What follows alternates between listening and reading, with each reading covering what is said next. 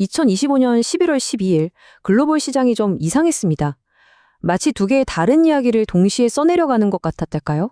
한쪽에서는 사상 최고치를 경신하면서 축포를 터뜨리는데 다른 한쪽에서는 뭔가 불안한 하락세가 감지됐죠. 오늘 이 상반된 신호들 속에 숨겨진 진짜 의미를 함께 파헤쳐 보겠습니다. 오늘 시장에서 벌어진 이 흥미로운 줄다리기를 이해하기 위해서 우리가 따라가 볼 단서는 크게 5가지입니다. 우선 시장의 두 얼굴을 확인하고요. 그 다음엔 거대한 AI 격차의 속사정을 들여다볼 겁니다. 그리고 세계 경제를 쥐고 흔드는 달러의 게임을 살펴본 뒤 각자 다른 길을 걷는 신흥시장들의 이야기까지. 마지막으로 이 모든 조각을 맞췄을 때 어떤 그림이 완성되는지 알아보시죠. 자, 첫 번째 이야기, 두 얼굴의 시장입니다. 오늘 시장은 정말 한편의 미스터리 영화 같았어요. 아니, 어떻게 한쪽에서는 파티를 열면서 사상 최고 기록을 세우는데 바로 옆에서는 비명이 터져나올 수가 있었을까요? 그 미스터리의 첫 번째 단서부터 찾아보겠습니다. 이 질문에 대한 답을 찾으려면요, 일단 숫자를 직접 봐야 합니다. 아시겠지만 데이터는 거짓말을 안 하거든요. 자, 숫자를 직접 한번 보시죠. 이 데이터가 그날의 모순을 아주 명확하게 보여줍니다.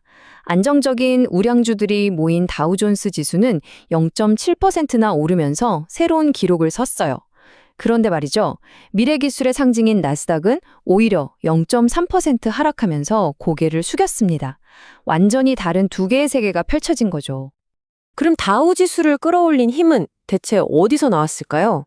기술이 아니라 바로 정치에서 나왔습니다. 정치적인 안도감이죠. 무려 43일이나 이어졌던 미국 정부의 셧다운이 드디어 끝날 거라는 기대감에 투자자들은 경제의 근간이 되는 전통적인 대기업들, 그러니까 블루칩 주식으로 몰려들었던 겁니다. 불확실성이 거치니까 가장 먼저 반응한 거죠. 자, 그럼 이제 두 번째 이야기로 넘어가 보죠. 나스닥은 왜 힘을 못 썼을까? 그 기술 분야의 속을 들여다보면 이게 훨씬 더 복잡한 얘기가 됩니다. 기술주 시장 내부는요, 그야말로 전쟁터 같았어요. 한쪽에서는 AMD의 CEO가 긍정적인 전망을 내놓자마자 주가가 하루 만에 9%나 폭등하는 기염을 토했습니다. 그런데 바로 그 순간 다른 한편에서는 지금 AI 주식 가격 이거 너무 비싼 거 아니야? 하는 거대한 의구심이 시장 전체를 짓누르고 있었던 거죠. 낙관과 비관의 극명한 충돌이었습니다. 이런 회의론의 무게를 싣는 목소리도 있습니다. 영화 빅쇼트의 실제 주인공으로 유명하죠. 마이클 버리가 주요 기술 기업들이 회계장부상으로 AI 수익을 인위적으로 부풀리고 있다고 경고하고 나섰습니다. 이른바 AI 거품론에 제대로 불을 지킨 거죠. 그리고 이런 회의론, 이게 그냥 하는 말이 아닙니다. 데이터가 직접 경고 신호를 보내고 있거든요. 이 슬라이드 차트를 한번 보시죠. 이게 주식 위험 프리미엄이라는 건데요. 아주 간단히 말해서 위험을 감수하고 주식에 투자했을 때 안전한 채권보다 얼마나 더 벌 수 있을까를 나타내는 지표예요. 보통은 당연히 플러스여야겠죠. 근데 지금 이 선이 어디에 있나요? 0 아래. 마이너스 영역으로 그냥 곤두박질 쳤습니다. 이건 투자자들이 이젠 위험한 주식에서 더 높은 수익을 기대하지 않는다는 뜻이고 역사적으로 보면 시장이 과열됐다는 아주 강력한 경고 등으로 여겨져 왔습니다. 그런데 말이죠. 미국 시장 안에서만 벌어지는 이런 분열이 결코 그들만의 얘기가 아니라는 겁니다. 훨씬 더 거대한 글로벌 흐름, 바로 세계 경제를 쥐고 흔드는 막강한 미국 달러의 힘과 연결되어 있거든요. 이 강달러 현상의 중심에는 캐리 트레이드라는 전략이 있습니다. 원리는 아주 간단해요. 이자가 싼 곳에서 돈을 빌려서 이자를 비싸게 주는 곳에 투자하는 거죠. 지금 전 세계 투자자들은 금리가 거의 0에 가까운 일본 엔화를 빌려서 금리가 높은 미국 달러 자산에 투자하면서 막대한 이익을 얻고 있는 겁니다. 이 전략이 얼마나 강력한지 이 데이터가 그냥 보여주고 있습니다. 이 막대 그래프 좀 자세히 보시겠어요? 위험 조정 수익률을 비교한 건데요. 가장 위에 있는 달러 캐리가 다른 모든 자산, 심지어 주식이나 다른 나라 채권보다도 압도적으로 높은 성과를 내고 있는 게 보이시죠? 지금 전 세계의 스마트 머니가 왜 달러로 향하는지 아주 명백하게 보여주는 증거입니다. 그 결과는 명확합니다. 전 세계 투자자들이 달러를 사려고 엔화를 마구 내다 파니까 엔화의 가치는 이 그래프에서 보시는 것처럼 속절없이 추락하면서 9개월 만에 가장 낮은 수준까지 떨어졌습니다. 이게 바로 강달러가 세계 경제에 미치는 직접적인 파급 효과인 거죠.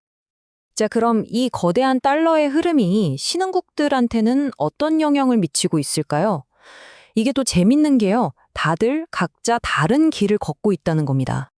여기 콜롬비아를 한번 보세요. 여기는 인플레이션이 너무 높아서 중앙은행이 오히려 금리를 올릴 거라는 예측이 나와요. 이 차트의 파란 선이 바로 미국과의 금리 차이인데요. 이 차이가 벌어질수록 캐리 트레이드 투자자들한테는 아주 매력적인 투자처가 되죠. 그 결과 콜롬비아 페소화 가치는 3년 만에 최고치로 치솟았습니다. 그런데 바로 이웃나라인 브라질은 완전히 정반대 상황이에요. 이 차트를 보면 인플레이션, 즉 파란 선이 기준금리인 빨간 선 아래로 안정되면서 시장은 내년에 금리를 내릴 거라고 기대하고 있죠. 이처럼 신흥시장이라고 해서 다 같은 이야기가 아닙니다. 각자 자기 나라 경제 상황에 따라 전혀 다른 멜로디를 연주하고 있는 거죠. 그리고 경제대국인 중국은 또 다른 길을 가고 있습니다.